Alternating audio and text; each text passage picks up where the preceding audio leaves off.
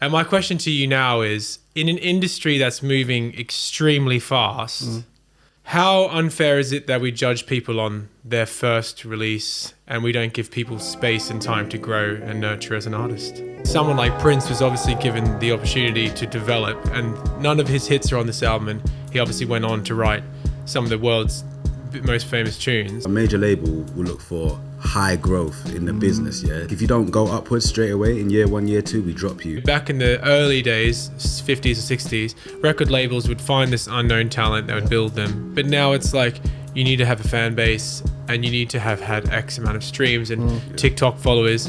That's part of the process, is like what you can do with your abilities, what you have at your genres are made a lot of the time through lack of. If I collaborated with my 20-year-old self, I'm so much more advanced. He's so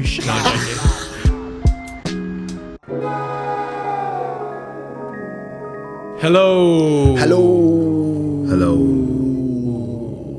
And welcome to the Are We Live podcast with me, Jordan. Me, Barney. Me, Alpha. Like that, we're just figuring out orders, isn't it? Were you unsure of what your name was? Yeah, no, it was more order. It was more so I didn't want to be like, okay, at the same time as like, Alpha Barney. You know what I'm saying? Got you. We do these podcasts where we sort of bring in a song. One of us brings in a song and play the song. We all listen, and there's a question that follows the song. And today is my week. I'm bringing in a song, and the song is called "Soft and Wet" by Prince. It's a fun time.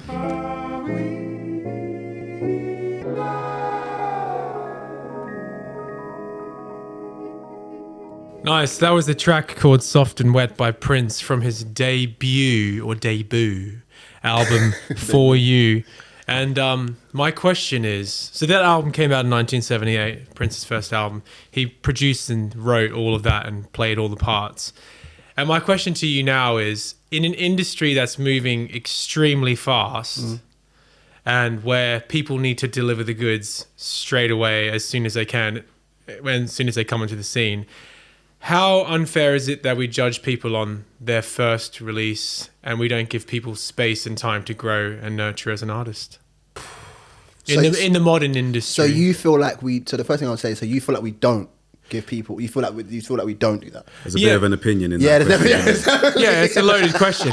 But I think a lot of the time we judge an artist on their first album when it's everyone's expressing themselves, experimenting, they're trying to find their sound, when it can take years to really develop your sound, if you know what I mean. And I think someone like Prince was obviously given the opportunity to develop, and none of his hits are on this album, and he obviously went on to write some of the world's most famous tunes.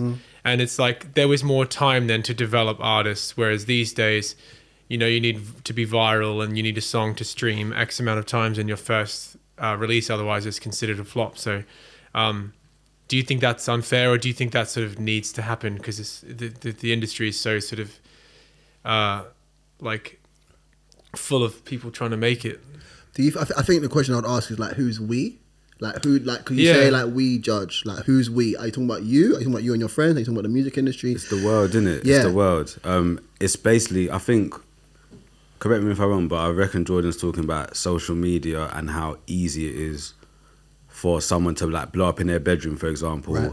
So if you're like 14, 15, 16, well, let's make it a bit later. Let's say you're 18, 19, 20, and you do a bunch of Insta vids of you doing guitar, whatever, to your videos, and then you blow up, your video blows up, and you've never really finished a song before because really you've just done 30 seconds Right. Yeah. bits.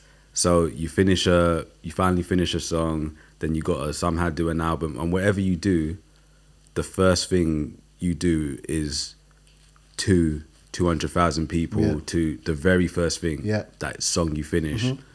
Like, I feel like that is like the pros and cons of social media. That's definitely a con when it comes to development, allowing you to grow, because we would have made our first tunes to no one. Do you know what I mean? Yeah. Like, so no matter how bad they were, and they would have been bad, do you know what I mean? Especially how we think about music now, to have that in front of thousands of people straight away, I do think it's kind of unfair, but at the same time, it propels you. It's almost like we're making child stars no matter what your age is, you're going to be a child prodigy or a child star straight away without getting a chance to grow or develop. That's why you got a lot of people that blow up, and then people might say, oh, they can't perform live, or they don't have the stage presence, or they don't have. There's always things people point out that people are lacking.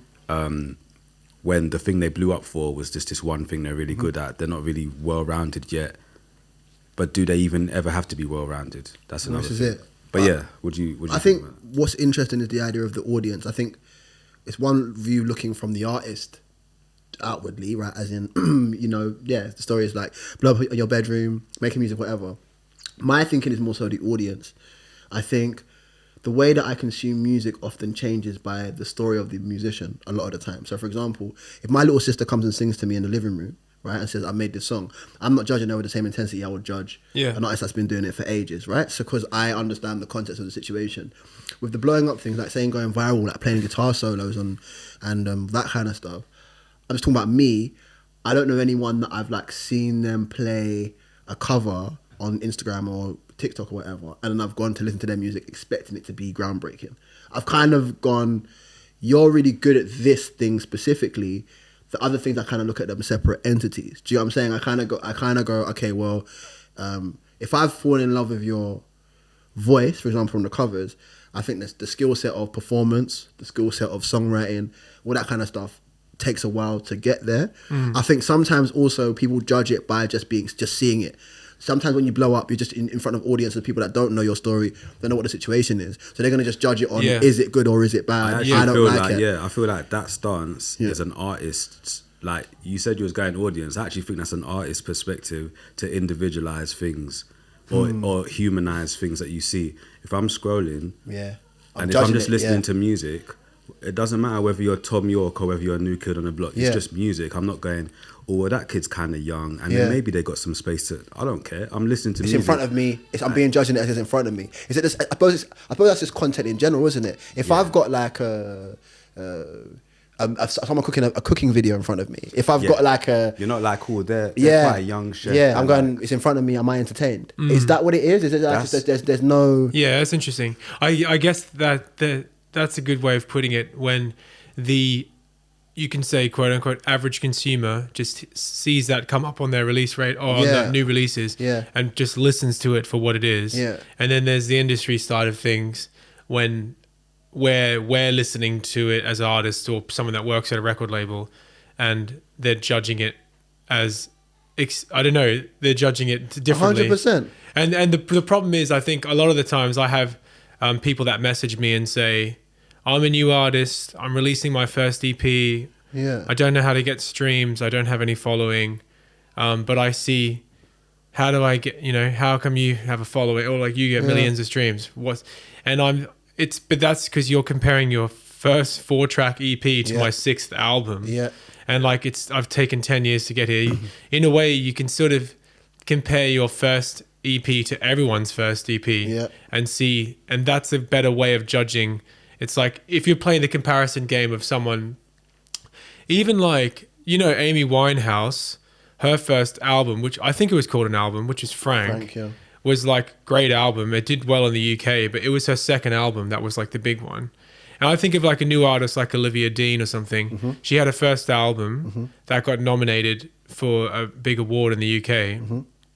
That's insane, and it's a really good album, but she's got this whole career to grow as well, so like she can even grow even more, but there's this weird sort of pedestal of the first album. We talk about this a lot, even in our earlier episodes, like when we first started this podcast years ago, of like the debut album or whatever, but it's so much pressure is put on this like one release, and part of me says to people, just keep working on music and getting it out, because you could just build up your CV of like music, and but in 5 years time you'll have 5 albums. Do you think, so a couple of things in that, do you think that numbers equate? Because what was interesting that you said you can't compare I'm 4 albums deep, you're just started, but there's people that have been making albums that have 20 albums deep and don't have the comparative success in regards to numbers. I think this is where it gets hazy in regards to like quality and numbers and what that is. I think that's why it gets kind of a little bit difficult, because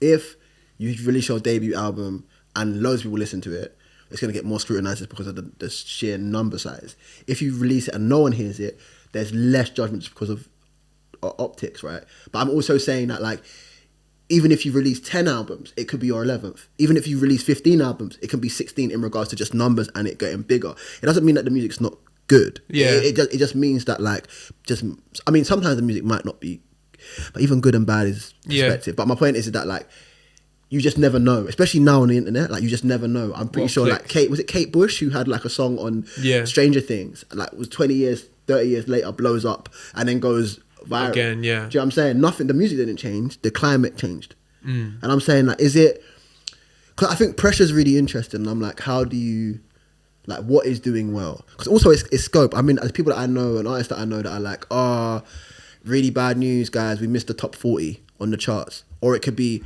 really good news, guys, we got top 100. Do you know what I'm saying? It's all framing. Yeah. So I'm saying, like, I don't know. What do you think about that? Like, in regards to, are we talking about numbers? Are we talking about, like... I guess it is a numbers thing, isn't it? Because that's what everyone, especially earlier in their career, they're trying to, like, get more fans, play, show, sell tickets, get streams so they can, like, live off music. And I think there's more of this immediate need to succeed. Back in the early days, 50s or 60s, record labels would find this unknown talent, they would build them. And then I don't know, I'm totally generalizing, but then, like, in the noughties, it was like, it would still be a bit of that development, but now it's like, you need to have a fan base and you need to have had X amount of streams and TikTok followers. And so all these people come to me saying, like, I had this meeting with a label, but they were like, your streams are low and you're not selling tickets. Insane. And they're like, how am I meant to get streams when I don't have support from a label? When there's so much content exhausting out into the world. So, like, how can I compete? And that's when I'm sort of like, it's just your first album. You got your whole career ahead of you. But then at the same time, it means so much, the first album. That's why it's sort of this weird complex. When you released your first album, and when I released your first album, and I released my first album, did you guys have any expectations when you released it of what it should do? Did you have, like, it's going to do this thing, I've made this great music, it's going to do this for me? Or did you kind of have no expectations already? Or did you kind of underplay it? Like, was there expectations on your first releases? I wanted it just to do better than my last. That's sort of the way I always thought. I wanted it just to keep growing, better than my last. So my first album was Cloak. My second EP was, the one before it was Groove Curse. And that's why I moved to London. I was like, I just want to do better than that. Like, my most streamed song to be better than that most streamed song. And better is numbers. Pure numbers, yeah. At that stage of my career. Okay. But also, like, I really loved that album. Like, I was proud of it. So it was also like, I didn't compromise. So out of interest, what was your first album? Cloak. So Cloak is your first album. See, this is the thing with, I think the debut album, just coining that, is a huge risk, but it's like huge risk for huge reward. That's why, like, when you sign to a label, the first thing they do is debut album. Well, you know, people do EPs, projects, cool things, whatever you want to call them, singles, you call things stuff until you're working up to that debut album. The word probably is there to reel more people in than ever, but the most pressure is put on something when it's debut album. That's why, like, I've seen so many artists, they've released so many EPs, they've released so many things that could count as albums. Remember when mixtapes were like 20 tracks long, and then people were just calling things mixtapes. What is that? Is that lack of? Is it because it's like no pressure? It's fear. Basically, it's fear. Right. Okay. People would record live projects or whatever. You do whatever you're doing, and just say this is a project. For me as well, like, I could have called my very first thing, and I could have called Nocturne. I've called my stuff albums in retrospect. Yeah. Because I didn't really care about. Do you know what I mean? What if someone doesn't know you, shouting about a debut album? It doesn't really help you. Do you know what I mean? Nobody cares either way. It's more of a press and marketing thing, isn't it? If you have press and marketing, if you have a lot of money poured into it, the press are more likely to click play on something. If it's like, oh, this brand new artist has released a debut album, then it's like, okay, cool.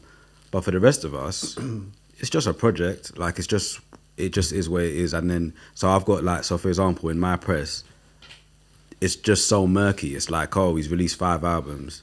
technically the only thing I've called album is my last 2 albums. Right. Like I haven't really called anything Project. else. You Really. just put them out. There's no. I've just put them out, and they happen to fall under album criteria for being a certain length of time, Right. and a certain long play. Yeah. You know what I mean? A Yeah. long play. So it's. I think it's the attachment of the word to it, then it's expectation you put in it, and then blah blah Debut. blah. Exactly. It's that stuff. That's where the pressure comes from. But Well, it's interesting because I think of examples. So, Chance the Rapper, really successful in regards to his entrance point. Released his first mixtape called 10 Day. That was from when he was at school, 16, dropped out. That then led on to his next project, which was another mixtape called Acid Rap. Oh, And yeah. at the time, music was kind of in a really weird place with streaming and blog sites and stuff. And he kind of caught the wave in a really exciting time.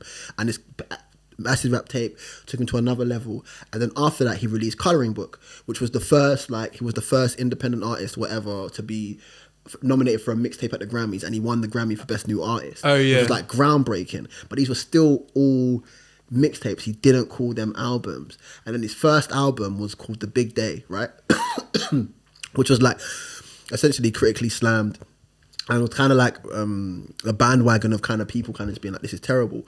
But I think Alpha's right when he says risk or reward. I think that like him putting the pressure, words, even though he's released like Acid Rap, I'm saying all of these things can easily be called albums. And I think he then saw this reaction of kind of putting it like, these are other ones have been my mixtapes, whatever. This is my album. And everyone's now comparing it to the mixtapes and going, it has to be infinitely better. It has to be like way better than your previous projects, which is difficult because I think a lot of the time with consumers, we're not only dealing with music, we're dealing with times of people's lives, we're dealing with a lot of nostalgia, and we're also dealing with like how people are consuming the music. Yeah. And that also changes, right? It's how you're digesting it. And so with the debut album, I think with Chance especially, he couldn't live up to it's very difficult to live up to that. Because of the pressure. And I suppose that's where it's the risk and reward, because I suppose then it's like, something to lose. And that's those artists that live for decades are the ones, they're rare, but they're the ones that keep rejuvenating their sound, and they bring new fans on, but they still have those fans being like, why can't we hear that at the live show? Or lose fans. Like also like you have to Or they lose fans. willing to lose fans, I suppose. Yeah.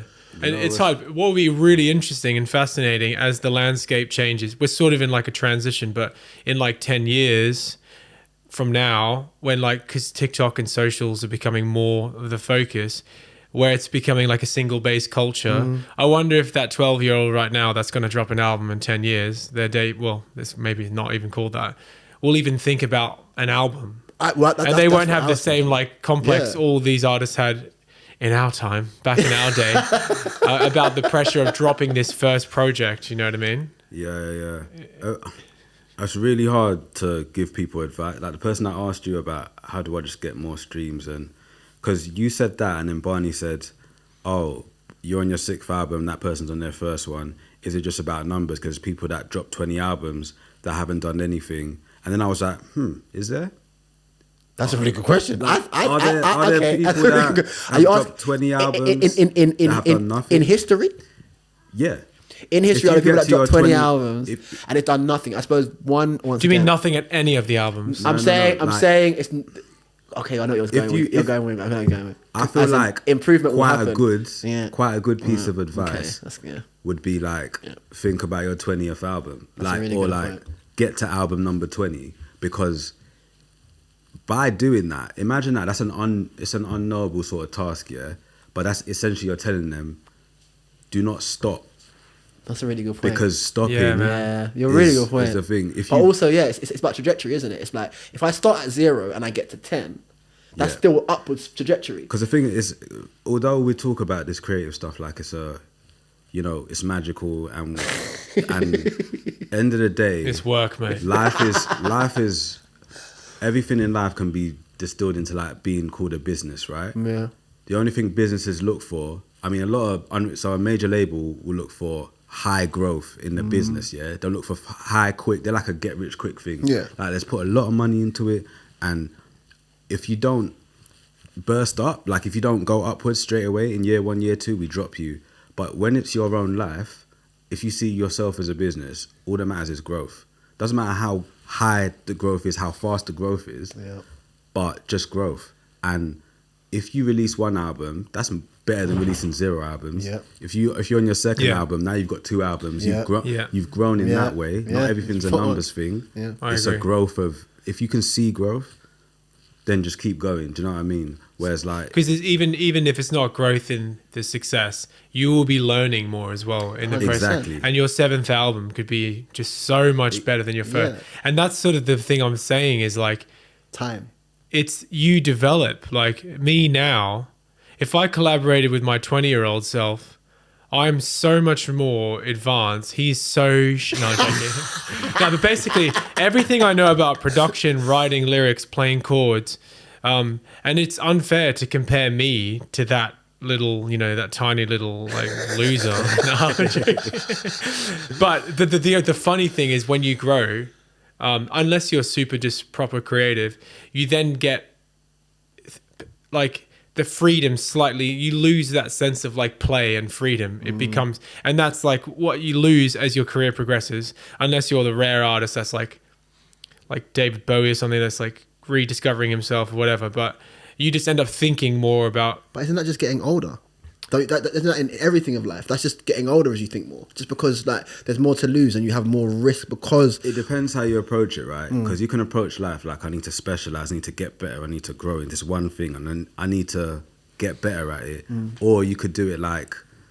I hate calling Rick Rubin out, but I always call Rick Rubin out. Like, I hate doing it. I was making that beef for our podcast. But I always use Rick Rubin as in a creative butterfly analogy in terms of like... Yeah, I'm not really good at it. I just kind of dip my toes, basically, if you don't know enough of everything, then you're kind of there's always something to learn in every area. Yeah. And that keeps your creative brain going because, like, I don't know what the limits are, the rules are of anything. So if you don't know that, then every process is like a creative sort of... freedom, you have an idea, like, you won't really specialize, but, like, your approach to everything will be so, like... fluid, that you'll always come up with fresh ideas and new ideas.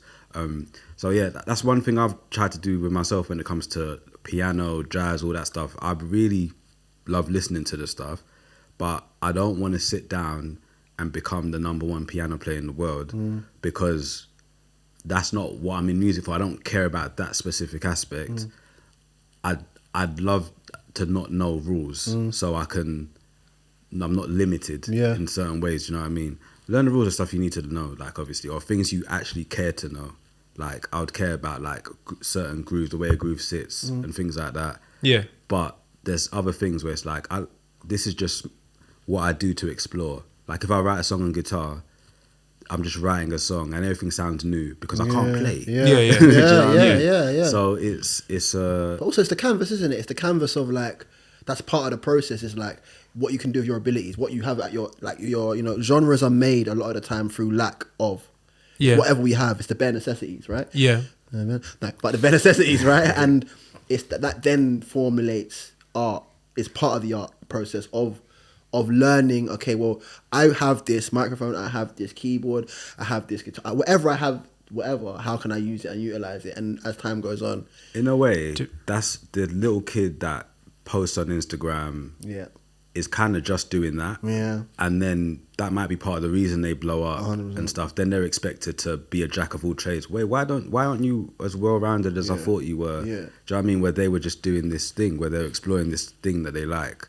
So I don't know, man. Like, anyway. And that's why that first album is always also special because you're just in a trial and error phase, and it's just rounding that up. Look at that, man. Professional. So basically the question was, do we put too much pressure on the debut album? I'd say yes. I'd say yes. So avoid calling for his debut albums. Just put music out. And I'd say it was a loaded question. So let us know in the comments what you think about debut albums, and we'll see you on the next one. Woo! Peace out, baby. Bye-bye. Peace.